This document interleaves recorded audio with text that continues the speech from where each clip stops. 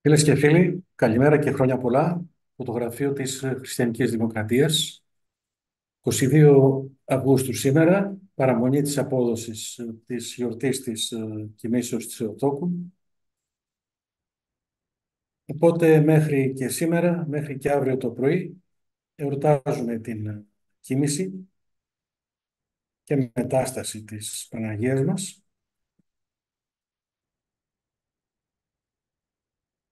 Το φύλλο, λόγω του καλοκαιριού, που θα έβγαινε σήμερα, θα βγει στις 5 Σεπτεμβρίου, οπότε ανταυτού κάνουμε την μετάδοσή μας της Πέμπτης για να κρατήσουμε την επικοινωνία μας. Και για μια ενημέρωση, από τότε που βγήκε το προηγούμενο φύλλο, στις 8 Αυγούστου, μέχρι και σήμερα. Θα ασχοληθούμε σήμερα με δύο βασικά θέματα, για τα οποία έχουμε βγάλει εκτενείς ανακοινώσεις. Είναι αναρτημένες στην ιστοσελίδα μας. Θα παρουσιάσουμε αυτά τα δύο θέματα, συν κάποια άλλα θέματα, τα οποία επίσης έχουμε ασχοληθεί και έχουμε αναρτήσει στην ιστοσελίδα μας. Το ένα είναι το μεγάλο θέμα των πυρκαγιών. Είχαμε και πέρσι βγάλει μια εκτεταμένη ανακοίνωση. Δυστυχώς, σε σύγκριση με φέτος, δεν έχουν γίνει και πολλά πράγματα.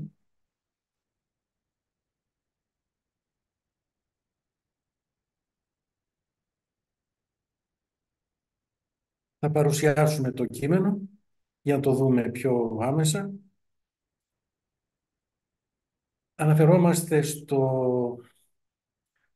στη ρίση του Αγίου Κοσμάτου Ετωλού, την πολύ προφητική. Οι άνθρωποι θα μείνουν πτωχοί γιατί δεν θα έχουν αγάπη στα δέντρα.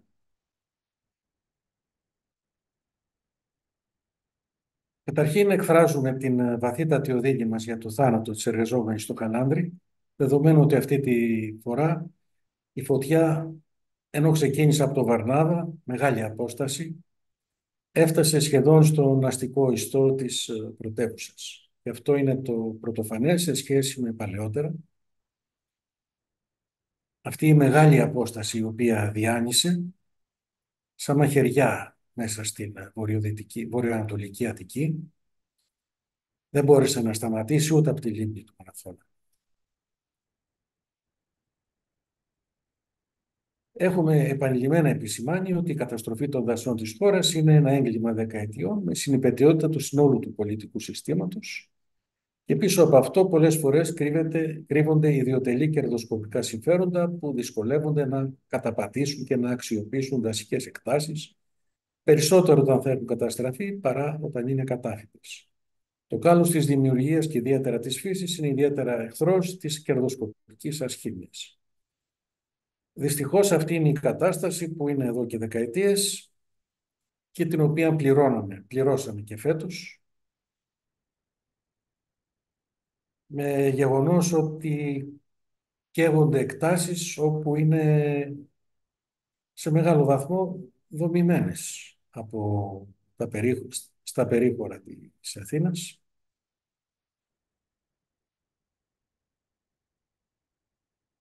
Η καταστροφή αυτή γίνεται ακόμα μεγαλύτερη με τη σταδιακή εγκατάλειψη των παραγωγικών δραστηριοτήτων της οικονομίας και της υπαίθρου προς όφελος της παροχής των υπηρεσιών και ιδίως του τουρισμού, με αποτέλεσμα τη συρρίκνωση του αγροτικού τομέα, την εγκατάλειψη της υπαίθρου και τη σταδιακή αποξένωση των τοπικών κοινωνιών από το δάσος. Αυτό είναι ιδιαίτερα σημαντικό και προϊόν νοοτροπίας δεκαετιών. Παλαιότερα συνδεόταν πιο πολύ ο πολίτης με το δάσος, καθαριζότανε, υπήρχαν περισσότερες αγροτικές ενασχολήσεις.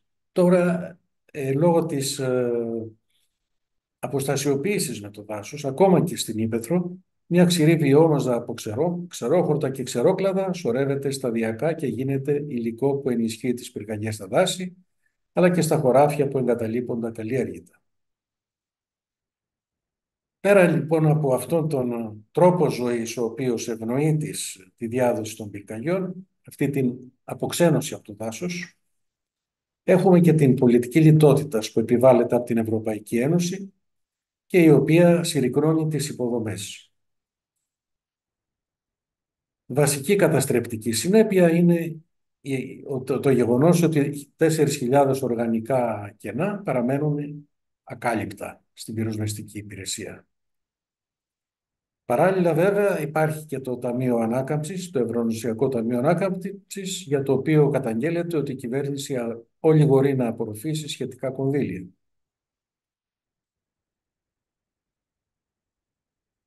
Η ανεπάρκεια αυτή του δυναμικού γίνεται φανερή όταν αντιμετωπίζονται περισσότερα μέτωπα.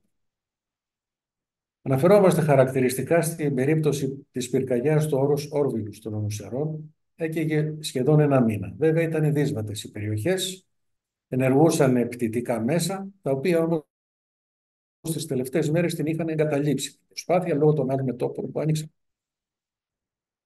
Ο Δικηγορικός Σύλλογος ο τοπικός υπέβαλε μήνυση προς πάσα κατεύθυνση. Ευτυχώς έπιασε βροχή και έσβησε. Έχουμε λοιπόν μια εξ αντικειμένου επιτελική αποτυχία στην εφετινή διαχείριση των πυρκαγιών, η οποία συνέτεινε να συνεχιστεί η ανυπολόγιστη περιβαλλοντική καταστροφή, που χρειάζεται δεκαετίες για την αποκατάστασή της. Πέρσι είχαμε τη φοβερή καταστροφή του δάσους της Δαδιάς, στον Εύρο. Όπως επίσης και τον κίνδυνο να καταστραφούν ακόμα και μνημεία πολιτισμού όπως ο Όσιος Λουκάς. Κατά την εκτίμησή μας, η όλη στρατηγική των κυβερνήσεων Μητσοτάκη, επί των οποίων έχουν καταστραφεί τα περισσότερα δάση, διαπνέεται το λιγότερο από μια παθητικότητα στην αντιμετώπιση των πυρκαγιών και έλλειψη προτεραιότητας στην προστασία του δασικού πλούτου της χώρας. Υπήρχαν πρόνοιες στην έκθεση Goldhammer, που είχε συνταχθεί μετά την τραγική πυρκαγιά στο Μάτι και παραδόθηκε στο Κοινοβούλιο και στα κόμματα στις αρχές του 2019 για τη δασοπροστασία. Και πολλές από τις πρόνοιες εξακολουθούν να μην έχουν ληφθεί. Πολλά εξαγγέλλονται κάθε χρόνο για να ξαναεξαγγελθούν όταν ξανακαούν. Όσον αφορά στη φετινή πυρκαγιά που απασχόλησε προς το παρόν και ελπίζουμε να μην ξαναπασχολήσει τέτοιο θέμα στο εφετινό καλοκαίρι, την πυρκαγιά που ξεκίνησε από το Βαρνάβο, φαίνεται ότι ο εντοπισμός ήταν ταχύτατος. Όμως δεν υπήρξε ο απαιτούμενος σχεδιασμός προκειμένου η φωτιά άμεσα να μείνει περιορισμένη και να μην επεκταθεί. Στην ιστοσελίδα μας έχουμε αναρτήσει σχετική δήλωση του τοπικού προέδρου, του πρόεδρου της τοπικής κοινότητας, ο οποίος αναφέρεται σε αυτό το ζήτημα και παραπονείται ότι θα μπορούσε να είχε περιοριστεί η φωτιά εάν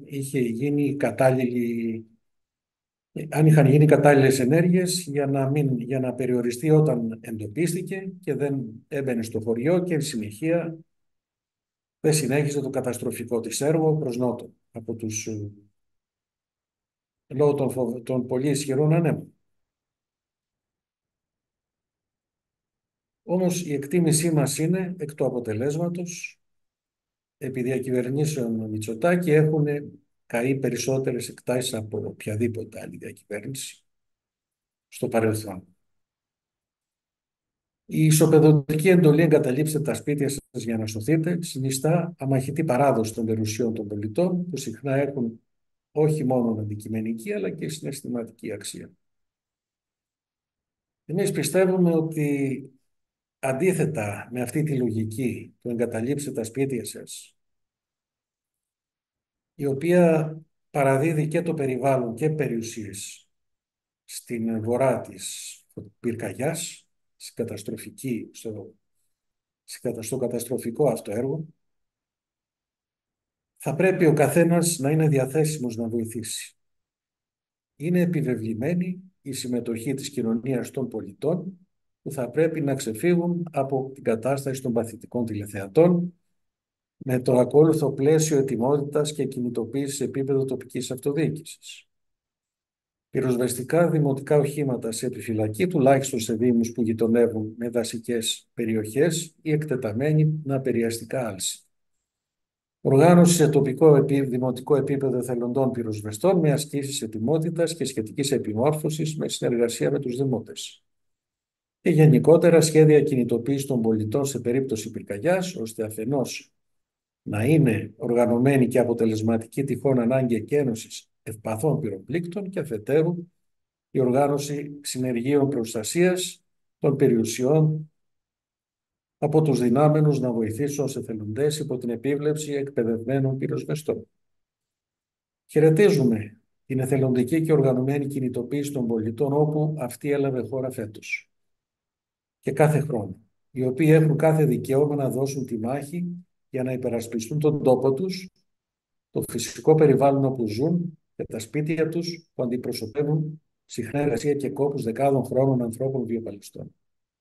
Η πολιτεία οφείλει να τους δώσει τα μέσα και να το κάνουν με ασφάλεια και αποτελεσματικότητα. Έχουμε προτείνει από την περσινή χρονιά ένα πλαίσιο εθνικού σχεδίου πανελλήνιας αποδοχής στη βάση της σύμπραξης ενεργών κατοίκων και πολιτών, κρατικού μηχανισμού και τοπικής αυτοδιοίκησης με τους ακόλουθους άξονες. Πρώτον, έγκαιρος και ελεγμένος καθαρισμός αυλών των σπιτιών και οικοπαίδων με ευθύνη των ιδιοκτητών και της τοπικής αυτοδιοίκησης. Όχι όπως έγινε τώρα, αλλά με την τοπική αυτοδιοίκηση να έχει τελική ευθύνη για την καθοδήγηση των πολιτών, την παροχή των κατάλληλων μέσων σε χαμηλή τιμή και την έγκαιρη αποκομιδή των κλαδεμένων. Υπάρχει μια λογική που θέλει να ρίξει τις ευθύνες των συμφορών στα πρόσωπα. Αυτή η λογική που απορρέει από αυτήν την λογική της ατομοκρατούμενης κοινωνίας και όχι την κοινωνία των πολιτών, όπου υπάρχει μια αμφίδρομη ευθύνη της πολιτείας, αλλά και των πολιτών να μετέχουν και να ενισχύουν. Όμως πρέπει η πολιτεία να δίνει τα μέσα και την καθοδήγηση, προκειμένου αυτό να γίνεται σωστά. Σε αυτήν την σπασμωδική πρωτοβουλία της κυβέρνησης, με τον καθαρισμό των οικοπαίδων, είχαμε ακόμα και καταστροφές πρασίνου, το οποίο υποτίθεται ότι έπρεπε να προστατευτεί. Όχι μόνο των ξερόχορτων που έπρεπε να φύγουν, αλλά ακόμα και δέντρων, τα οποία έπρεπε να μην καούν και να προστατευτούν και είναι αντικείμενο προστασίας.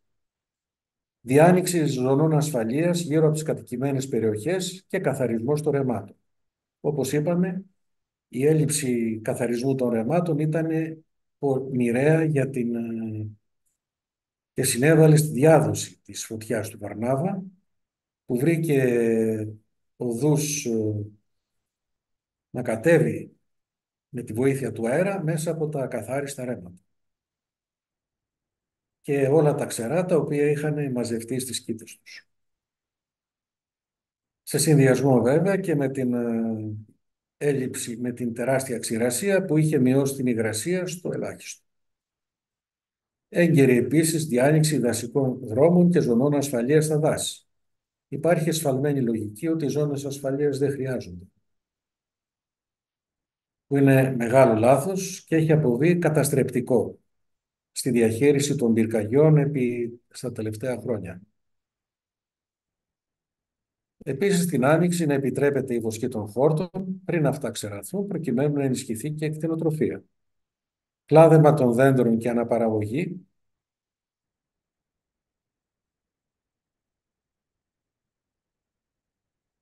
και παραγωγική αξιοποίηση του προϊόντος του κλαδέματος. Μέτρα γρήγορου εντοπισμού και πρόληψης με την αύξηση των δασοφυλάκων, των πυροσβεστικών οχημάτων σε επιφυλακή, περιπολιών στρατού και εθελοντών. Χρήση πτυτικών μέσων και διερεύνηση της νέας τεχνολογίας των κατευθυνόμενων drone, η οποία ήδη χρησιμοποιείται και σε άλλες χώρες για το σκοπό αυτό, για όσο γίνεται ταχύτερο εντοπισμό αιστείων εν τη γενέση τους, των αυτούργων, των εμπρισμών και τυχόν αναζωπυρώσεων. Αντιμετώπιση τους στις δύσβατες περιοχές μέχρι την κατάσβεση από τα επίγεια μέσα. Προμήθεια κατάλληλων μέσων πυρόσβεσης και έγκαιρη εκπαίδευση για την αύξηση και αξιοποίηση του έμπειρου προσωπικού. Μέριμνα για τη φύλαξη των εκτάσεων όπου η φωτιά έχει κατασβεστεί για πρόληψη τυχόν αναζωπυρώσεων. Καλούμε την κυβέρνηση και το πολιτικό σύστημα συνολικά, έστω και τώρα, να λάβουν τα ενδεδειγμένα μέτρα προστασίας του εναπομένοντος δασικού πλούτου της χώρας για να προχωρήσουν στην αποκατάσταση των πληγέντων και του φυσικού περιβάλλοντος. Η συνοχιζόμενη οικολογική καταστροφή και απερίμωση της πατρίδας μας ήδη υποβαθμίζουν ραγδαία την ποιότητα ζωής και τη δική μας και των παιδιών μας.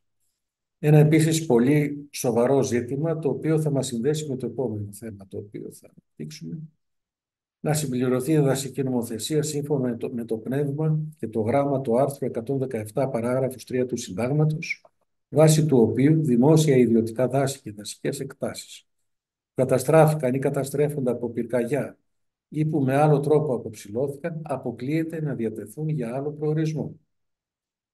Κατά παράβαση λοιπόν του Συντάγματος, επιτράπηκε η δημιουργία σταθμών ηλεκτρικής ενέργειας με ανεμογεννήτριες κλπ. Ανανεούμενων πηγών ενέργειας, όπως αποκαλούνται, με την ομολογία της Ολομέλειας του Συμβουλίου Επικρατείας, την απόφαση 2499 του 2012. Η συγγήτρια ήταν η σημερινή πρόεδρος της Δημοκρατίας, η οποία ερμήνευσε τη διάταξη. Ποιο είναι το πρόβλημα όμως? Ερμήνευσε διασταλτικά μια διάταξη που δεν χωρεί ερμηνεία. Γιατί η διάταξη είναι τόσο ξεκάθαρη που δεν αφήνει περιθώριο ή κενό ώστε να έρθει ένα δικαστήριο και να την επεξηγήσει. Και αυτό ήταν το σύμφωνο μιας της ισχυρής μειοψηφίας που διαφώνησε στην Ολομέλεια του δικαστηρίου. Δεν έχουμε δηλαδή απλώς μια εσφαλμένη ερμηνεία.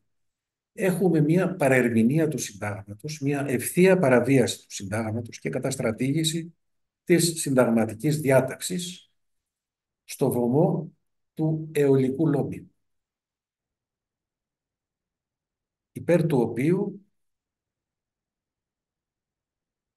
γίνονται ένα σωρό νομοθετικές ρυθμίσεις ευνοϊκές και καταστρατηγούνται όλες οι διασφαλίσεις της προστασίας του περιβάλλοντος.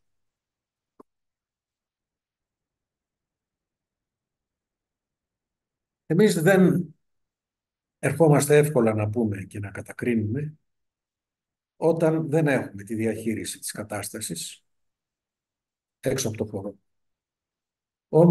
Όμως η διαπίστωσή μας ότι δεν είναι προτεραιότητα η προστασία του περιβάλλοντος και ιδίως του δασικού περιβάλλοντος προκύπτει και από αυτές τις επιλογές της κυβέρνησης. Η λογική της εκένωσης, της εύκολης εκένωσης, η οποία ευτυχώς έχει αρχίσει να ατονεί παρά τις οδηγίες που γίνονται. Μία λογική που ανάγεται στη λογική αυτή της διάλυσης του κοινωνικού ιστού, της λογικής ότι ο καθένας κοιτάζει να σώσει το άτομό του και να μην διαφυλάξει το κοινό καλό. Όπως και την δημιουργία την οποία όρισε ο Θεός να φυλάσσουμε. Με αφορμή αυτή που μας δίνει η τελευταία παράγραφος για την ανακοίνωση αυτή για τις πυρκαγιές, θα πάμε σε ένα άλλο σοβαρό ζήτημα, τον σκανδαλισμό που προκλήθηκε από την ανακοίνωση την οποία έκανε η εισαγγελία του Αρείου Πάγου στο τέλος του Ιουλίου, να μην ασχοληθεί ότι δεν υπάρχει καμία ευθύνη για το θέμα των υποκλοπών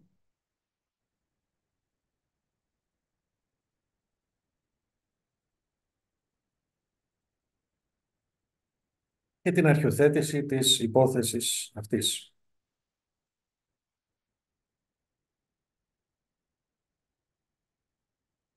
Επισημαίνουμε λοιπόν ότι καταρχήν ξεκινάμε με τις έρευνες οι οποίες έχουν γίνει. Το τελευταίο Ευρωβαρόμετρο, βάσει της οποίας η έλλειψη εμπιστοσύνης στο δικαστικό σύστημα και από τους Έλληνες πολίτες έχει ανέβει στο 70%. Και έχει ανέβει πολύ πιο πάνω από το 2011 που ήταν στο 56%. Και εξ αντικειμένου χρεώνεται στις πρακτικές της πενταετούς κυβέρνησης Μητσοτάκη. Ειδικά το σκορ της αξιολόγησης του ελλαδικού δικαστικού συστήματος το 2022 με δείκτη CPI, Corruption Perception Index, που αξιολογεί την εντιμότητα και τη διαφθορά των δικαστικών λειτουργών από τη διεθνή διαφάνεια, ήταν 51%. Αυτή η αποτίμηση φέρει την Ελλάδα ακριβώς δίπλα σε χώρες όπως το Μεξικό, η Κολομβία, η Αλβανία και η Τουρκία. Και τούτο σημαίνει ότι η ελληνική γνώμη έχει πιστεί ότι όλο και περισσότερο η δικαιοσύνη συμπλέει με τις επιλογές της εκάστοτε κυβέρνησης. Στο παραπάνω πλαίσιο πρέπει ασφαλώς να ειδωθεί και η απόφαση στο πόρισμα της εισαγγελίας του Αρείου Πάγου για την υπόθεση του τεραστίου σκανδάλου των υποκλοπών που δημοσιεύτηκε στις 30 Ιουλίου του 2004. Η απόφαση αυτή ουσιαστικά κάνει λόγο για υποκλοπές που έγιναν εν κενό πολιτικής εξουσίας και αποδίδει την υπαιτιότητα στον εύκολο στόχο σε ιδιωτικές εταιρείες που συνδέθηκαν με αυτές. Δεν βλέπει καμία, όπως λέει, συσχέτιση μεταξύ των δύο διαδοχικών τεχνικά ενεργειών, της νόμιμης με υπογραφή φύλλα προσκύμενων εισαγγελέων επισύνδεσης και της εγκατάστασης του κακόβουλου λογισμικού Predator. Η δικαιοσύνη εκτός εξαιρέσεων δεν έβαλε φραγμό στις κατάφορες συνταγματικές παραβιάσεις των μνημονιακών νόμων. Σε αντίθεση με τις δικαστικές αρχές χωρών όπως η Γαλλία, η Γερμανία και οι Ηνωμένες Πολιτείες, δεν έκριναν τη συνταγματική κατάφορη παραβίαση στοιχειωδών δικαιωμάτων πολιτών ακόμα και με τα πιο παράλογα κυβερνητικά μέτρα στην περίοδο του κορονοϊού. Πράγμα που έχουμε τονίσει σε άλλες ανακοινώσεις μας. Στο απειρόβλητο παραμένει το πολιτικό σύστημα. Για την τραγωδία στο Μάτι όχι μόνο δεν αναζητήθηκαν ευθύνες από πολιτικούς προϊσταμένους, αλλά η δίωξη υποβαθμίστηκε σε πλήν εγκληματική. Παρά την επιμονή του ανακριτή να υπάρξει κακουργηματική δίωξη και ενδεχόμενο δόλο για ορισμένους αξιωματούχους. Ασίδωτο αφέθηκε επίσης και το ξεπούλημα της δημόσιας και ιδιωτικής περιουσίας των Ελλήνων, με εξαίρεση την απόπειρα ιδιωτικοποίησης της ίδρευσης, την οποία επανειλημμένα έχει κρίνει αντισυνταγματική το Συμβούλιο της Επικρατείας.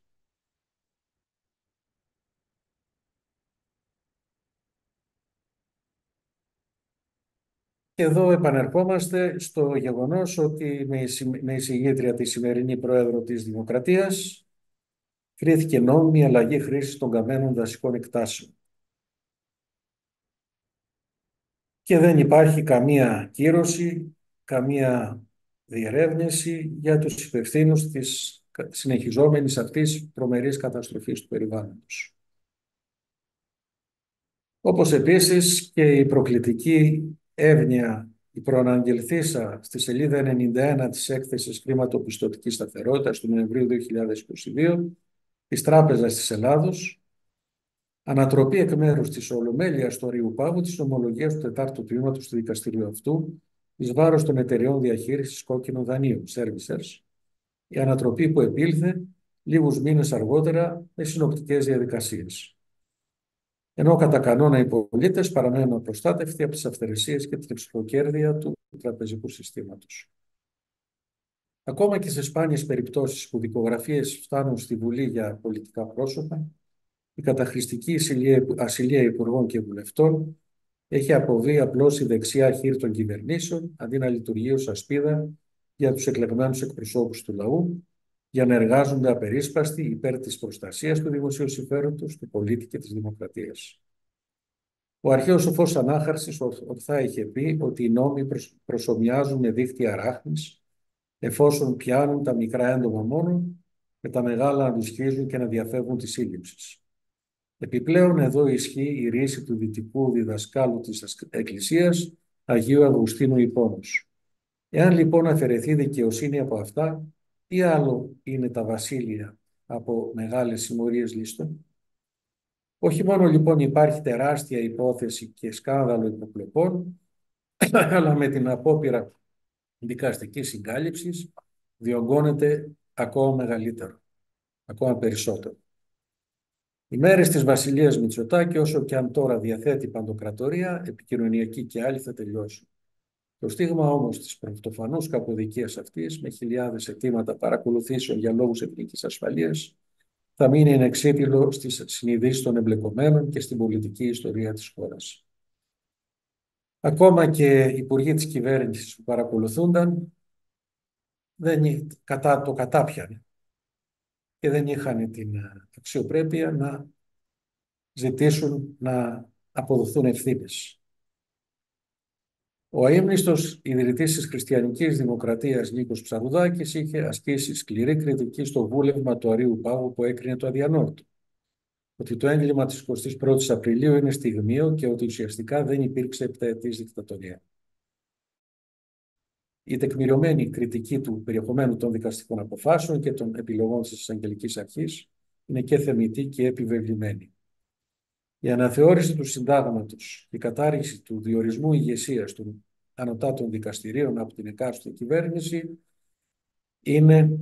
θα ήταν ένα από το πρώτο βήμα στη σωστή κατεύθυνση.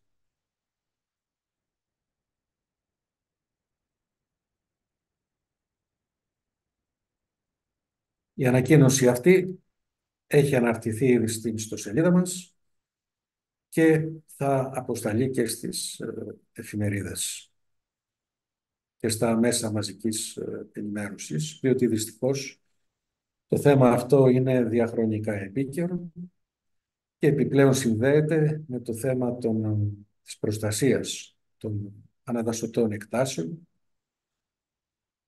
και αυτήν την σκανδαλώδη παραβίαση του συντάγματος με εισηγήτρια την κυρία Σακελαροπούλου, η οποία μάλιστα έχει καταστεί ο ρυθμιστής του πολιτεύματος και το πρόσωπο που επιβλέπει την τήρηση του συντάγματος ως πρόεδρος της Δημοκρατίας. Θα αναφερθούμε και σε άλλες ευκαιρίες σε αυτό το ζήτημα.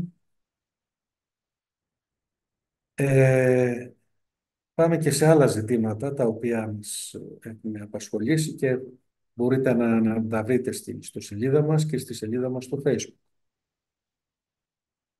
Τις καταγγελίες που γίνονται για καταστροφές με ανεμογεννήτριες, έχουμε διαμαρτυρία για τη Μάνη, όπου μάλιστα να επισημάνουμε ότι ήδη είχε ξεκινήσει η καταστροφή στο νότιο μέρος του Ταϊγέτου από το 2021 και μάλιστα επειδή υπήρχε ένας περιοριστικός όρος να μην φαίνονται οι ανεμογεννήτριες από ιστορικούς οικισμούς που είχε υπογράψει η προηγούμενη Υπουργός Πολιτισμού, ήλθε η κυρία Μενδώνη και κατήργησε τον όρο αυτό για να μπορούν ακόμα πιο ασίδωτα να γίνονται οι ανεμογεννήτριες, ακόμα και όταν φαίνονται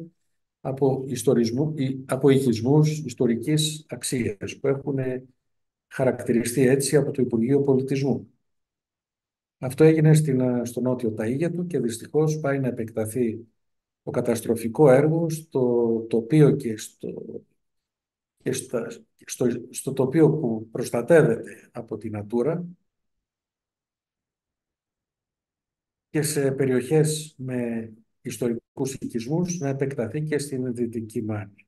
Οι κάτοικοι ετοιμάζουν κινητοποίησεις, εμείς συμπαραστεκόμαστε αμέριστα. Μας ήρθε και μία καταγγελία για επιχειρούμενη καταστροφή στην Άνω Ζήρια Αχαΐας. Όπως θα δείτε στην ιστοσελίδα μας, στη φωτογραφία που έχουμε αναρτήσει, ένα τοπίο ιδιαίτερου φυσικού κάλους. Κινητοποιούνται και εκεί οι κάτοικοι ενάντια σε αυτήν την επιχειρούμενη καταστροφή. Εμείς είμαστε ανοιχτοί σε καταγγελίες και θα συμπαρασταθούμε σε όποιον μας τις κοινοποιήσει και θα τις προβάλλουμε.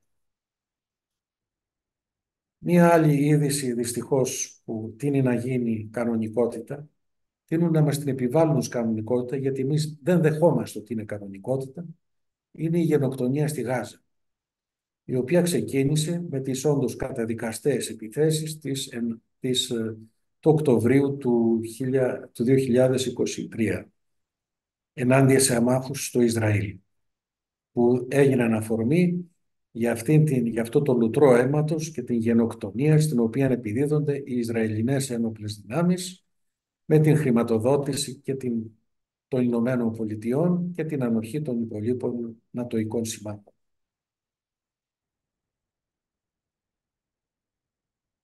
Έγινε λοιπόν το συνέδριο του Δημοκρατικού Κόμματος, το οποίο επικύρωσε την υποψηφιότητα της Καμάλα Χάρις και του αντιπροέδρου της Τιμ Walz για το χρήσμα του Δημοκρατικού Κόμματος. Η είδηση είναι ότι απ' έξω υπήρχε διαδήλωση του κινήματος, μαζική μάλιστα διαδήλωση του κινήματος για συμπαράσταση της Παλαιστίνης και ψηφοφόρων μελών του Δημοκρατικού Κόμματος που αυτοαποκαλούνται not committed, δηλαδή μη δεσμευμένοι. Δηλαδή που δεν είναι δεδομένη η ψήφος τους, αλλά θα εξαρτηθεί από το κατά πόσον η Κάμαλα Χάρις θα λάβει σαφή θέση υπέρ του συμπαράστασης, υπέρ του Παλαιστινιακού λαού, ο οποίος εξοντώνεται, υφίσταται γενοκτονία και δεν θα περιορίζεται στις γενικολογίες περί καταπαύσεως πυρός, που είναι με μια θετική θέση, αλλά δεν επεκτείνεται για το πώς θα επιβληθεί. Και ο μόνος τρόπος να επιβληθεί είναι να επιβληθούν κυρώσεις στον επιτιθέμενο. Να πάψει ο εξοπλισμός του. Με δεδομένο ότι κιόλας, όπως καταγγέλει το περιοδικό Intercept, η ηλεκτρονική ιστοσελίδα Intercept, ακόμα και μετά την ανάθεση του χρήσματος στην Κάμαλα Χάρις, την άτυπη βέβαια, γιατί τυπικά έγινε τώρα στην Εθνική Συνδιάσκεψη του Σικάγου, ήρθανε και η κυβέρνηση Biden, στην οποία μετέχει ως αντιπρόεδρος, χρηματοδότησε με 20 δισεκατομμύρια, με εξοπλισμό 20 δισεκατομμυρίων δολαρίων, πούλησε μάλλον όπλα αξίας 20 δισεκατομμυρίων δολαρίων στο Ισραήλ. Με αποτέλεσμα να έχει τα μέσα η κυβέρνηση Νετανιάχου και οι ακροδεξιοί συνεταίροι της να επιδίδονται σε αυτό το έσχος στη Γάζα. Οι νεκροί έχουν φτάσει κοντά στους 40.000, οι άμεσα σκοτωμένοι. Τα έμεσα θύματα υπολογίζονται σε πολύ περισσότερα. Δεν αρκούν λοιπόν οι ευχές, αλλά πρέπει να επιβληθούν κυρώσεις και στον επιτιθέμενο, που είναι το Ισραήλ, να πάψει ο εξοπλισμός, εμπάργκο όπλων, προκειμένου να αναγκαστεί να σταματήσει, να αποσυρθεί από τη λωρίδα της Γάζας και να ξεκινήσουν διαπραγματεύσεις για την επίλυση του Παλαιστινιακού στη βάση της λύσης των δύο κρατών, που έχει αποδεχθεί και ο Οργανισμός Ηνωμένων Εθνών, βεβαίως με αποχώρηση των επίκων από την Δυτική Όχθη, διότι εντελώς παράνομα το Ισραήλ επιμένει να επικίζει τη Δυτική Όχθη. Δεν ζητάμε τίποτα περισσότερο από αυτό που ζητάμε για την Κύπρο. Όπως είναι για εμάς παράνομος ο επικισμός της Κύπρου από τον Αττήλα, παράνομος είναι και ο επικισμός της Δυτικής Όχθης από τους Ισραηλινούς επίκους. Και πρέπει να αποχωρήσουν για να μπορέσει να δημιουργηθεί ένα βιώσιμο και ανεξάρτητο Παλαιστινιακό κράτος. Και μακάρι οι δύο αυτές οντότητες να μπει η βάση να μπορέσουν να συνυπάρξουν και να συνεργαστούν σε ειρηνική βάση και με εκατέρωθεν σεβασμό των δικαιωμάτων. Βέβαια, να πούμε κιόλας ότι παρόλο που λένε ότι δεν δεσμεύουν την ψήφο τους η δημοκρατική αυτό το κίνημα, αυτή η τάση μέσα στο Δημοκρατικό Κόμμα, το οποίο συμπαρίσταται στον Παλαιστινιακό λαό, το Δημοκρατικό Κόμμα προφανώς θεωρεί δεδομένες τις ψήφους εν ώψη του κινδύνου να βγει ο Ντόναλντ Τραμπ, ο οποίος είναι πολύ πιο φιλαπροσκύμενος στην κυβέρνηση Νετανιάχου, λόγω των ακροδεξιών χριστιανοσιωνιστών αποκαλούμενων ψηφοφόρων, οι οποίοι τον στηρίζουν. Και ενώ στο θέμα της Ουκρανίας η κυβέρνηση Τραμπ ήταν πολύ λιγότερο επικίνδυνη και λιγότερο φιλοπόλεμη από τα γεράκια του Δημοκρατικού Κόμματος που κυβερνούσαν επί Ομπάμα και Μπάιντεν, στο θέμα του Μεσανατολικού, ο Τραμπ έχει κάνει πολύ πιο επικίνδυνες ενέργειες, έχει ενθαρρύνει τη φιλοπόλεμη πολιτική Νετανιάχου, ο οποίος φιλοδοξεί όχι μόνο να διατηρήσει τη ρήξη με τους Παλαιστινίους, να μην γίνει ποτέ ειρήνευση, αλλά και να κλιμακώσει τον πόλεμο σε όλη τη Μέση Ανατολή και εναντίον του Ιράν. Αφού τορπίλησε την συμφωνία που είχε πετύχει η κυβέρνηση Ομπάμα, επιδρώντας στην κυβέρνηση Τραμπ, και το ίδιο θα κάνει και τώρα. Άλλωστε, μια χαρά βολεύονταν ο Νετανιάχου με την επικράτηση των Ισλαμιστών της Χαμάς στην Γάζα. Έχει ρητός δηλώσει σε συνέδριο του κόμματός του 2019 ότι προτιμούσε εκείνοι να κυβερνούν προκειμένου ποτέ να μην επιτευχθεί η λύση των δύο κρατών. Τις συνέπειες τις πληρώνει ο λαός του, ο οποίος φαίνεται ότι αντιδρά, διαδηλώσεις γίνονται μαζικές προκειμένου να υπάρξει ειρήνευση και να επιστρέφουν οι όμηροι, τους οποίους μόνο για πρόσχημα χρησιμοποιεί, δεδομένου ότι δεν έχει κάνει τίποτε για την επιστροφή τους, μόνο πρόσχημα για να εισβάλλει στην λωρίδα της Γάζας και να επιδοθεί στο καταστρεπτικό και γενοκτονικό έργο.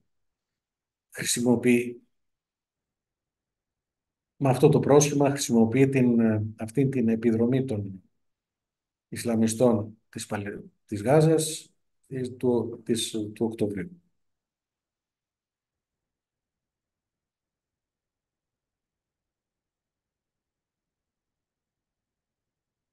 Άλλο ένα σοβαρό ζήτημα που θίγουμε στην ιστοσελίδα μας είναι το τραγικό δυστύχημα, τα τραγικά δυστυχήματα μάλλον στη Χερσόνησο της Κασάνδρας της Χαλκιδικής, η οποία κάθε χρόνο δέχεται χιλιάδες παραθεριστές. Τα χωριά λίγων εκατοντάδων κατοίκων μετατρέπονται σε πολιτείες ολόκληρες. Οπότε λειτουργούν ξαφνικά και εποχιακές υποδομές, οι οποίες πρέπει, πριν ξεκινήσει αυτή η μεγάλη τουριστική περίοδος και η προσέλευση των παραθεριστών από την Ελλάδα και τους βόρειους γειτονές μας κυρίως, να ελέγχονται σχολαστικά πριν λειτουργήσουν. Σε αυτό περιλαμβάνεται και η κατασκήνωση, όπου βρέθηκαν παρατυπίες στη λειτουργία του κολυμβητηρίου, όπου βρέθηκε πνιγμένο το κοριτσάκι των 8 ετών, αλλά και κυρίως στο Λούνα Πάρκ, όπου τα μηχανήματα δεν είχαν πιστοποίηση. Παρατηρούμε μπαλάκι τις ευθύνες. Ο Δήμος λέει, που να ξέρω εγώ, ότι δεν είναι σωστά τα μηχανήματα, έπρεπε να ξέρει το Υπουργείο.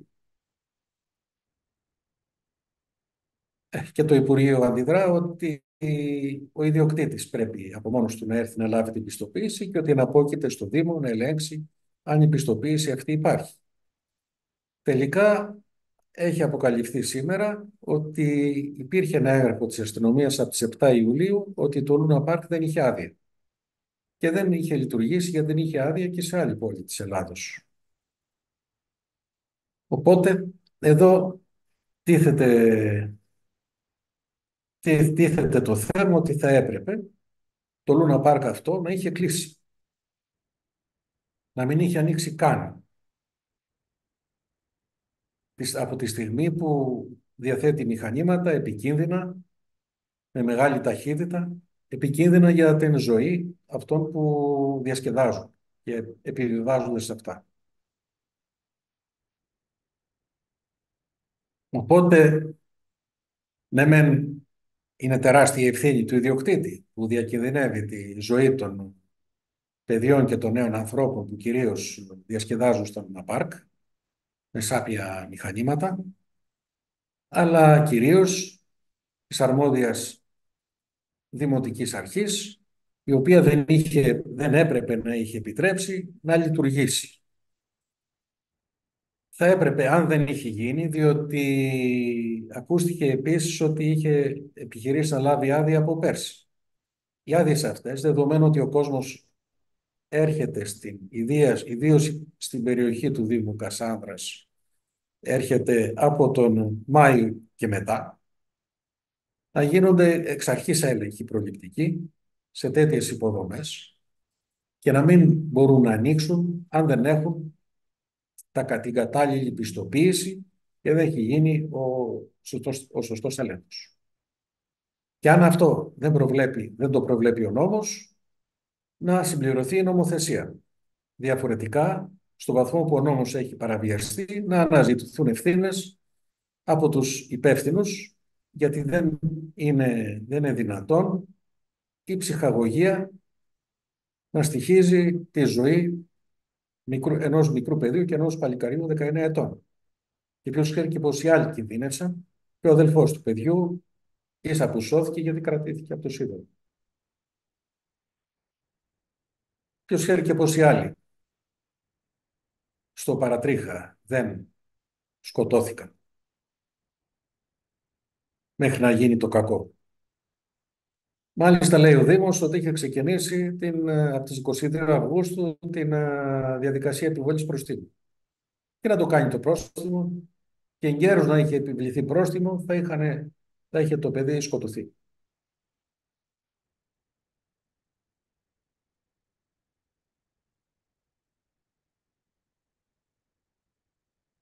Μια άλλη σοβαρή είδηση που έχει δει το φως της δημοσιότητας, αλλά δεν έχει επαρκώς αναπτυχθεί, είναι η νομοθέτηση από την Βουλή της Ουκρανίας, τη Βερχόβνα Ράντα, νόμου για την κατάργηση, για την απαγόρευση της Ουκρανικής Ορθόδοξης Εκκλησίας, της εκκλησιαστικής δομής, η οποία πρόσκειτο μέχρι το Μάιο του 2022 στο Πατριαρχείο Μόσχας ως αυτόνομη Ορθόδοξη Εκκλησία.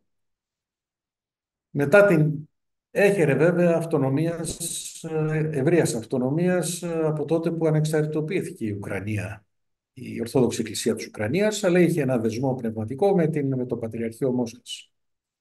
Ο δεσμός αυτός κόπηκε και επισήμως όταν η Ρωσία εισέβαλε στην Ουκρανία και την εισβολή στήριξε και το Πατριαρχείο Μόσχας. Παρ' όλα αυτά, παρόλο που είναι νομιμόφρον προς το Ουκρανικό κράτος ο κλήρος, η εκκλησία αυτή, τη βλέπουν με καχυποψία οι Ουκρανοί εθνικιστές και επιθυμούν να προωθήσουν την κατάργησή της. Ο νόμος αυτός ο οποίος βγήκε είναι μια κουτοπώνηρη διάταξη, δεν καταργεί άμεσα, δεν τη θέτει εκτός νόμου όπως φάνηκε σε κάποιες ιστοσελίδες στην Ελλάδα, αλλά την προβλέπει ότι δημιουργείται μια επιτροπή η οποία κατά περίπτωση θα εξετάσει ενορίες και επισκοπές χωριστά κάθε νομικό πρόσωπο εάν διατηρεί σχέσεις με το Πατριαρχείο Μόσχας.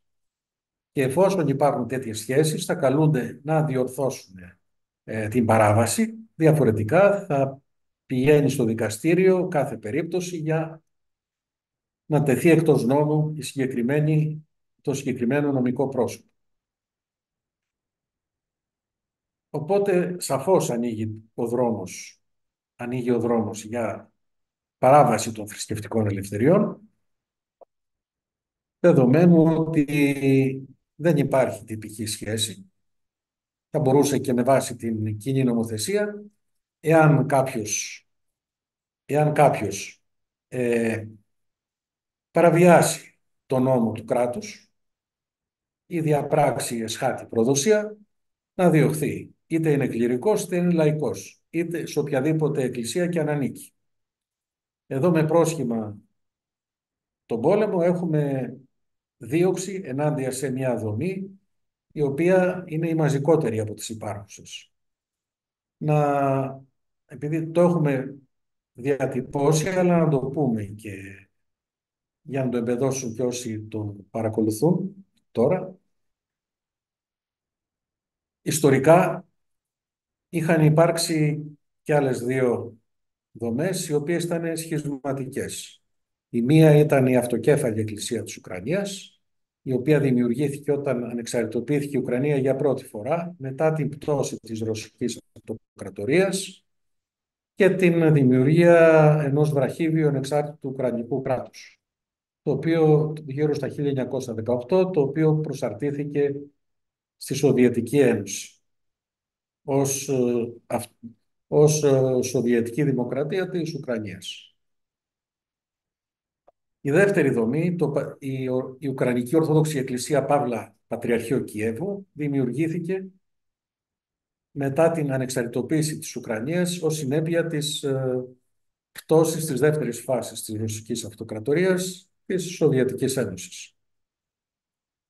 Της διάλυσης της Σοβιετικής Ένωσης το 1991, με τη λογική ότι ως ανεξάρτητο κράτος θα έπρεπε να έχει και αυτοκέφαλη εκκλησία. Οπότε δημιουργήθηκε ένα ακόμα μεγαλύτερο σχίσμα, το οποίο κράτησε μέχρι το 2018, οπότε με, με εισήγηση του τότε Προέδρου Ποροσέγκο εκ μέρους της λαϊκής εξουσίας, ζητήθηκε από το Πατριαρχείο, το Οικουμενικό Πατριαρχείο, να παρέμβει. Το Πατριαρχείο παρενέβη, εξέδωσε τον Πατριαρχικό Τόμο, με τον οποίο δημιουργήθηκε η νέα δομή, η Ορθόδοξη Εκκλησία της Ουκρανίας, στην οποία προσχώρησαν οι δύο σχισματικές δομές και άλλοι δύο επίσκοποι της Ουκρανικής Ορθόδοξης Εκκλησίας, η οποία ήταν αυτόνομη εκκλησία, εκκλησιαστική δομή προσκύμενη στο Πατριαρχείο της Μόσχας. Η νέα αυτή δομή αναγνωρίστηκε από το Οικουμενικό Πατριαρχείο, την Εκκλησία της Ελλάδος, αλλά όχι όλες τις Ορθόδοξες Εκκλησίες. Και ναι, δεν ετέθη με τον τόμο, δεν θεωρήθηκαν και αντικανονικοί, δεν θεωρήθηκαν ότι είναι αντικανονικές οι δομές που δεν προσχώρησαν στην νέα δομή που δημιουργήθηκε, αλλά από κανονική άποψη συνυπάρχουν. Πλην όμως δεν έχουν κοινωνία μεταξύ τους, γιατί η μία δομή θεωρεί την άλλη σχισματική. Οπότε το σχίσμα αυτό καλά κρατεί. Δεν θα προχωρήσουμε σε ευρύτερη ανάλυση του θέματος, που είναι πολύ σοβαρό και έχει διχάσει την Ορθοδοξία. Να πούμε μόνον ότι ο επικεφαλής του Πατριαρχείου, του λεγόμενου Πατριαρχείου του Κιέβου,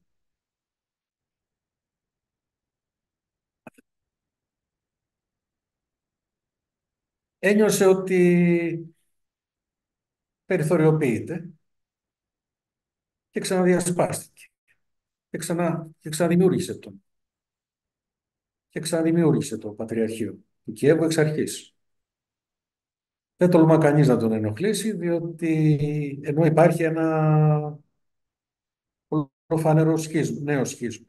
Δεν τολμούν να τον ενοχλήσουν, γιατί έχει μια μεγάλη επιρροή, είναι άνω των 90 ετών, αλλά παρόλα αυτά δεν εφησυχάζει, είναι εξαιρετικά δραστήριος, και όχι μόνο αυτό, αλλά με την άρση του αναθέματος είναι κανονική και η χειροτονία του, διότι είχε γίνει πριν το σχίσμα, χωρίς να χρειάζεται κάποια άλλη διαδικασία. Ενώ τίθεται ζήτημα για τους νεότερους, όπως ο Μητροπολίτης Επιφάνιος της Ορθόδοξης Εκκλησίας της Ουκρανίας, υπάρχει η εκδοχή, η άποψη ότι θα έπρεπε να είχε υπάρξει μετάνοια και επαναβεβαίωση και επικύρωση κατά κάποιον τρόπο της χειροτονίας.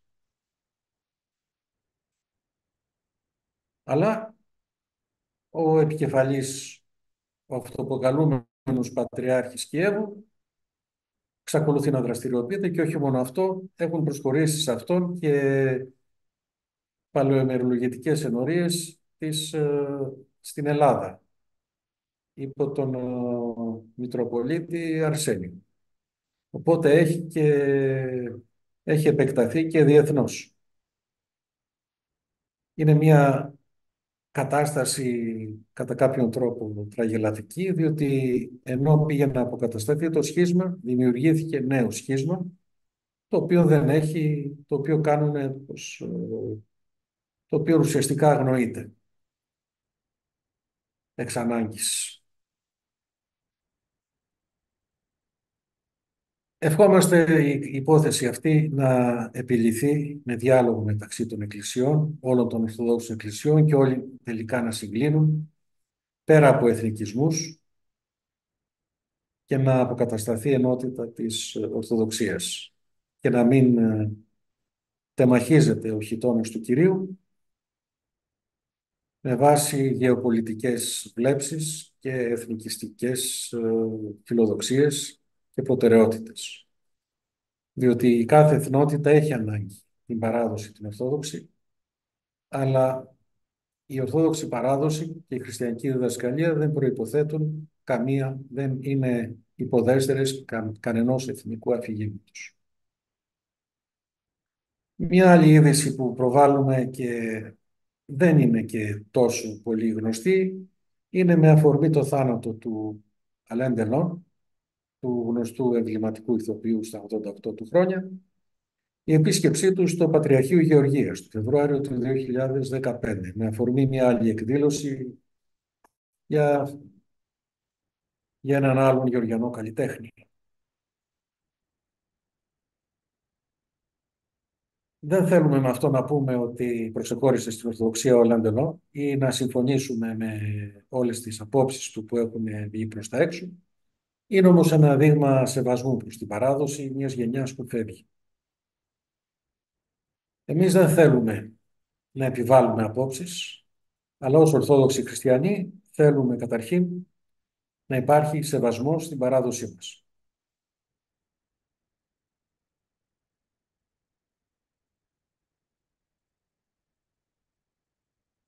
Επίσης είναι μια σοβαρή εξέλιξη που είναι η αντιπίθεση των Ουκρανών στο Κούρσκ. Παρουσιάζουν εδώ τις απόψεις του Ιωάννη Μπαλτζόη, ενός αναλυτή, από τους πιο σοβαρούς αναλυτές και γνώστες γεωπολιτικών και στρατιωτικών θεμάτων, ο οποίος εκτιμά ότι είναι μια παράτολμη ενέργεια των Ουκρανών, η οποία καταστρέφει τις εφεδρείες τους και ότι θα έχει άσχημες συνέπειες μακροπρόθεσμα ή μέσω μακροπρόθεσμα, μέσω βραχυπρόθεσμα καλύτερα. Προς το παρόν αποκομίζει κέρδη η Ουκρανία όσον αφορά το κύρος, δημιουργεί προβλήματα εσωτερικά στη Ρωσία, ιδίως ενώπιση του γεγονότος ότι κινητοποιούνται και κληρωτοί οι οποίοι δεν ήταν ήδη επαγγελματικά στελέχη, αλλά κάνουν τη θητεία τους, 18χρονα παιδιά, οπότε αρχίζουν και αντιδρούν. Αντιδρά ο πληθυσμός στην εμπλοκή στον πόλεμο. Παραθέτουμε επίσης και ιστορικά παραδείγματα, όπως η επίθεση των Γερμανών στις Αρδένες το 1944. Ήταν μια ανάλογη επίθεση απελπισίας. Η Γερμανία συγκέντρωσε όλες τις εφεδρείες της, όλα τα μέσα που τις απέμεναν, ήταν πολιορκημένοι πλέον από την Ανατολή και τη Δύση. Μήπως τυχόν και κατάφερε να διαλύσει το δυτικό μέτωπο και να πετύχει αξιοπρεπή ειρήνη. Όμως, ενώ δημιούργησε τεράστιο πανικό στην αρχή, είχε επιτυχίες, δημιούργησε μεγάλες προσδοκίες στους δοσύλλογους και στους Γερμανούς. Υπήρξαν ακόμα και εισηγήσεις να εγκαταλειφθεί το Στρασβούργο, που θα δημιουργούσε τεράστιο ηθικό πλήγμα στην νεοαπελευθερωθήσα Γαλλία. Η επίθεση αυτή ξεθύμανε και εξουδετερώθηκε εντός ενός μηνός, μέχρι το Γενάρη του 1945. Η Γερμανία δεν είχε πλέον μέσα να αντισταθεί και κατέρευσε σε λίγους μήνες. Θα γίνει το ίδιο και με την Ουκρανία. Μένει να το δούμε. Όμοια παραδείγματα επίσης υπήρξαν και στον Αμερικανικό εμφύλιο, όπου ο πιο αδύναμος νότος κατά κόρον χρησιμοποίησε αυτή την τακτική των αντεπιθέσεων για να πλήξει το ηθικό του αντιπάλου, ιδίως το 1864 να χάσει ο Λίνκολν τις εκλογές. Όμως πρόλαβαν οι Βόρειοι και κατέλαβαν την Ατλάντα. Οι Νότιοι για να πετύχουν να πληγεί το ηθικό των Βορείων, αντί να υπερασπιστούν την Ατλάντα, εισέβαλαν προς βορρά, μέχρι το Τενεσί, όπου και συνετρίβησαν. Παρ' όλα αυτά, μέχρι την τελευταία στιγμή, είχαν την προσδοκία και βάσιμες ελπίδες ότι ο Λίνκολν θα έχανε την εκλογή και θα έβγαινε υποψήφιος που θα συμφωνούσε σε μια ανακοχή, η οποία θα ισοδυναμούσε και με την αναγνώριση του κράτους των Νοτίων, ουσιαστικά. Γιατί ήταν οι απώλειες τεράστιες και είχε επέλθει ένας κλονισμός του ηθικού των Βορείων, οπότε και οι Νότιοι χρησιμοποίησαν την τακτική του αντιπερισπασμού, που μοιάζει και αυτή με την τακτική αυτή των Ουκρανών, που έχουν βάλει όλες τους τις επίλεκτες δυνάμεις στην περιοχή του Κούρσκ. Μένει να δούμε αν θα επιβεβαιωθούν αυτές οι αναλύσεις. Γεγονός παραμένει ότι οι Ρώσοι δεν έχουν σταματήσει την προέλασή τους στο Ντονέτσκ, ούτε έχουν αποσύρει δυνάμεις από εκεί. Οπότε αυτός ο στόχος τουλάχιστον αποτυγχάνει μέχρι στιγμής.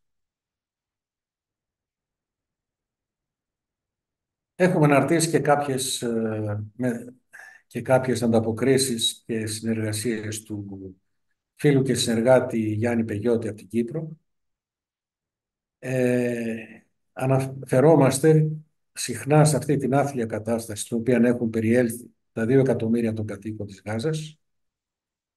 Οι Ισραηλινοί, για να κρατήσουν τα προσχήματα, ειδοποιούν ότι θα χτυπήσουν σε κάποιες περιοχές και ζητούν από τους κατοίκους να κάνουν εκενώσεις. Ως συνέπεια αυτών των εκενώσεων των περιοχών που πλήττονται, στιβάζονται άνθρωποι σε λίγες υποτίθεται ασφαλείς περιοχές, με αποτέλεσμα να έχει φτάσει η πυκνότητα του πληθυσμού τις 34.000 άτομα ανά τετραγωνικό χιλιόμετρο. Με αποτέλεσμα η ανθρωπιστική κρίση, πέραν από τους στοχευμένους φόνους, τους άμεσους θανάτους, να είναι σε απίστευτο βαθμό υψηλή και να έχουμε και έμεσους θανάτους παιδιών, αμάχων, από επιδημίες και από έλλειψη στοιχειωδών υποδομών. Πρέπει να σταματήσει άμεσα αυτή η επιδρομή. Και θα το λέμε κάθε μέρα.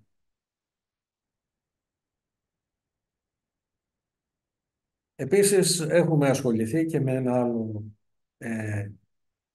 ενδιαφέρον ζήτημα. Μία ανάρτηση σε σχέση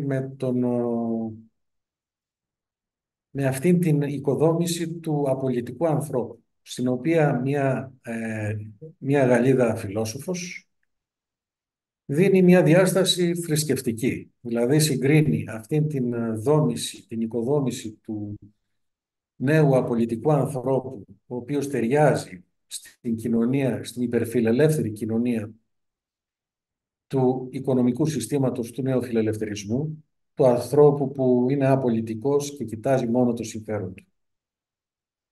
Και δίνει μια θρησκευτική διάσταση, στην οποία συγκρίνει με τον κενό άνθρωπο που ευαγγελιζόταν ο Απόστολος Παύλος στις επιστολές του. Εδώ πρόκειται λοιπόν για έναν νέο άνθρωπο, ο οποίος όχι μόνο να αποδεσμεύεται, νομίζει ότι δεν χρωστάει τίποτε στο Θεό, αλλά ότι δεν χρωστάει τίποτε και στους συνανθρώπους του. Αλλά αντίθετα ότι η κοινωνία οφείλει τα πάντα σε αυτόν, επειδή είναι δημιουργός πλούτου. Αυτή είναι η ατομοκρατική αντίληψη, μια ψεύτικη ελευθερία, η οποία αποδυναμώνει τον άνθρωπο και δίνει τη δυνατότητα στη δικτατορία των αγορών να καταργεί δικαιώματα, υποδομές, το κοινωνικό κράτος. Αυτός ο νέος άνθρωπος της δικτατορίας των αγορών, ο άνθρωπος της ατομοκρατούμενης κοινωνίας και της διάλυσης του κοινωνικού ιστού, δεν αντιδρά μέχρι να καταλάβει ότι πλήττεται και ότι έχει μείνει μόνος. Αυτό το είχε πει κάποιος στην άλλη δικτατορία, στην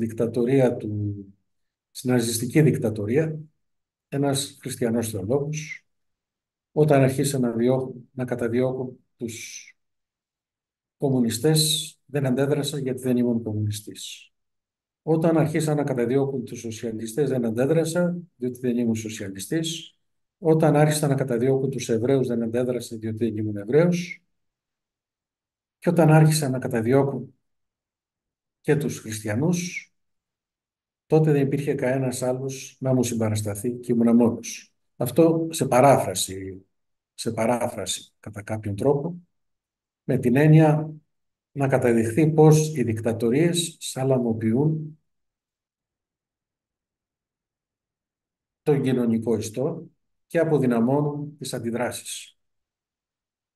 Γιατί έτσι και εδώ, ενώ πλήττονται εκατομμύρια συμπολίτες μας που ζουν στο κατόφλι της φτώχειας, το σύστημα δεν στηρίζεται μόνο σε μια πολύ μικρή μειοψηφία η οποία επωφελείται και πλουτίζει, αλλά και σε μια ευρύτερη ομάδα, ας το πούμε, πρετοριανών του συστήματος, οι οποίοι δεν πλήττονται και νομίζουν ότι επιβιώνουν, ενδεχομένως επωφελούνται περιστασιακά, χωρίς να υποψιάζονται ότι θα τους πλήξει και κάποια στιγμή η κεραμίδα, όταν χρειαστεί να καλυφθούν τα πλεονάσματα τα οποία απαιτούν οι μνημονιακές υποχρεώσεις. Τα μνημόνια τα οποία υποτίθεται ότι έχουν τελειώσει.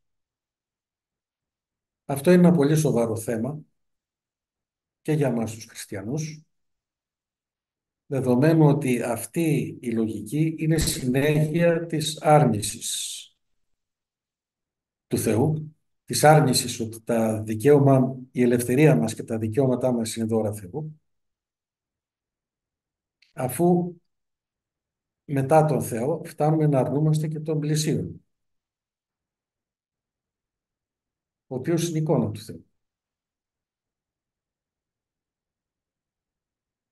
Δεν είναι λοιπόν μόνο πολιτικό θέμα για μας, αλλά και θέμα ιεραποστολής, να καταπολεμήσουμε αυτό το πνεύμα της ατομοκρατίας, το οποίο και καλλιεργείται και με την μεταβολή, με την μετάλλαξη της χριστιανικής διδασκαλίας σε ατομική ηθική, η οποία καλλιεργήθηκε από τη συστημική θεολογία και εξακολουθεί να καλλιεργείται ακόμα.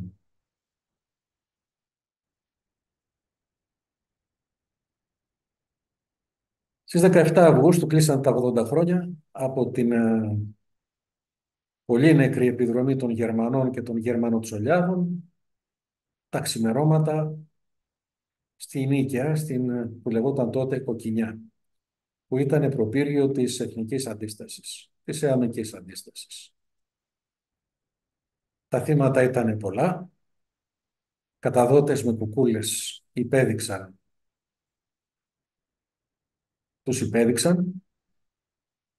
Ποιοι από τους άνδρες από 15 έως 60 ετών ήταν ύποπτοι, αφού τους είχαν όλους συγκεντρώσει στην πλατεία της Οσίας Ξέρης. Περίπου 350 εκτελέστηκαν και μερικοί με θάνατο μαρτυρικό και 8.000 φυλακίστηκαν στο στρατόπεδο του Χαϊδαρίου, από όπου οδηγήθηκαν στη Γερμανία. Στις 24 Σεπτεμβρίου, που έγινε το μνημόσυνο των 40 ημερών από τον ευσεβή λαό της Νίκαιας, διότι οι κάτοικοι των προσφυγικών περιοχών μπορεί να είναι πολιτικά ριζοσπαστικοποιημένοι λόγω της δυστυχίας στην οποία είχαν καταδικαστεί με τον ξεριζωμό τους, αλλά είναι και εξαιρετικά παραδοσιακή και ευσεβής. Δεν είναι τυχαίο ότι ακόμα και ανάμεσα στους ψηφοφόρους του Κομμουνιστικού Κόμματος Ελλάδος, το 70% είναι θρησκευόμενοι. Και πιστεύω.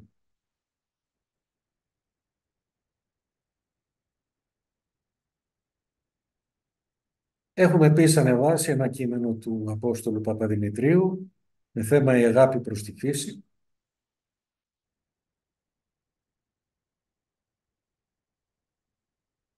Ανακοινώσεις της ΕΔΕΧ και του Σωματείου της Αδούλωτης Κερίνιας του Κυπριακού Σωματείου με θέμα την απαράδεκτη συνένεση των κυβερνήσεων Ελλάδος και Κύπρου να παραστεί ο Χακάν Φιντάν στο άτυπο Συμβούλιο Υπουργών της Ευρωπαϊκής Ένωσης. Βέβαια, το Κυπριακό Κόμμα και το Κυπριακό Σωματείο διαμαρτύρονται για την Κυπριακή κυβέρνηση.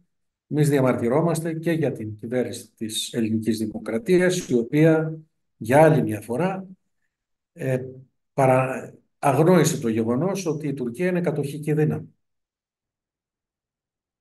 και επιδιώκει να γίνει αρεστή στους κυρίαρχους. Από τη στιγμή που υπάρχει εισβολή και κατοχή στην Κύπρο, η μόνη αποδεκτή λύση είναι να πάψουν τα τετελεσμένα και να φύγουν τα κατοχικά στρατεύματα, να φύγουν οι έπικοι και να αποκατασταθεί η ενότητα της Κυπριακής Δημοκρατίας στη βάση του διεθνούς δικαίου. Δυστυχώς έχουμε προσχωρήσει στην λύση της διζωνικής δικοινοτικής ομοσπονδίας, η οποία είναι ουσιαστικά παραδοχή των τετελεσμένων που δημιούργησε η εισβολή και συνέχιση των διατάξεων των συνθηκών Ζηρίχης Λονδίνου, οι οποίες δίνουν απαράδεκτες προνομίες στην τουρκοκυπριακή μειονότητα. Θα πρέπει να υπάρχει ενιαία Κυπριακή Δημοκρατία με κατοχύρωση των πολιτικών δικαιωμάτων όλων των εθνικών ομάδων και αποχώρηση των κατοχικών στρατευμάτων και των βρετανικών βάσεων.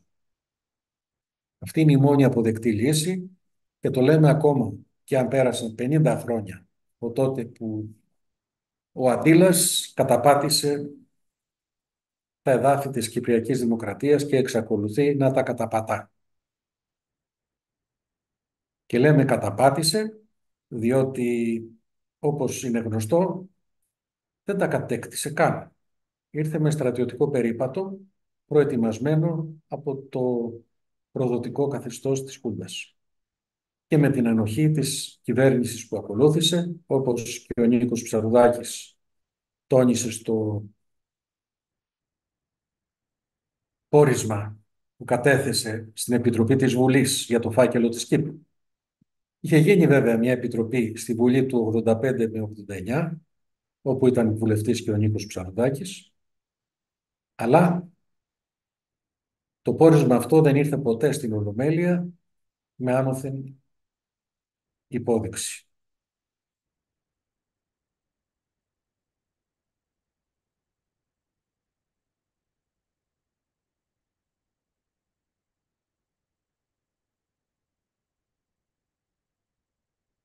Έχουμε επίσης μία ανάλυση σε σχέση με τις βρετανικές εκλογές.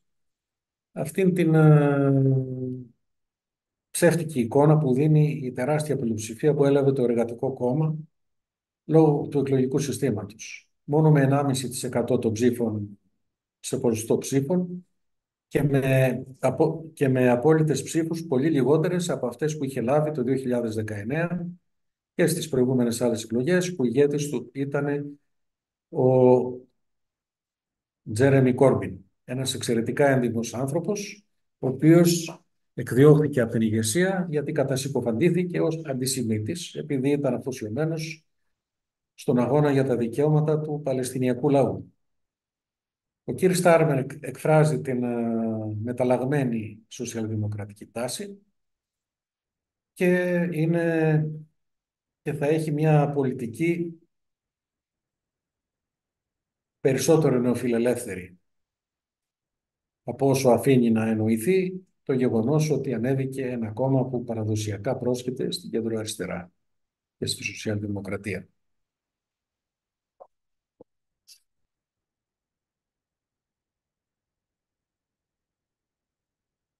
Και μάλιστα τα δύο κόμματα στη Βρετανία δεν έχουν σχεδόν το 55% των ψήφων.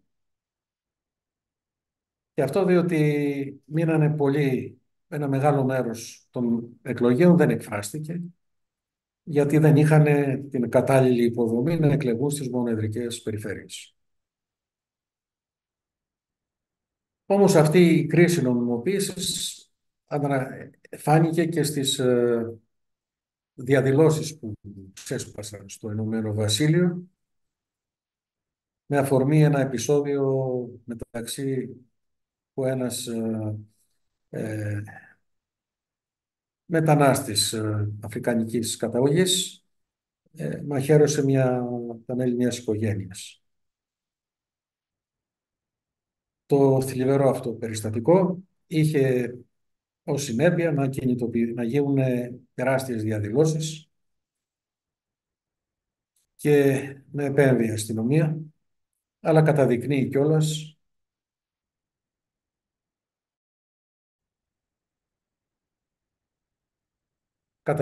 την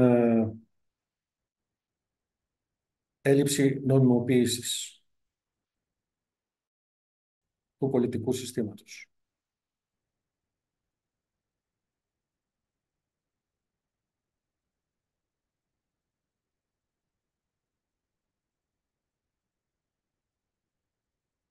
Κυρίες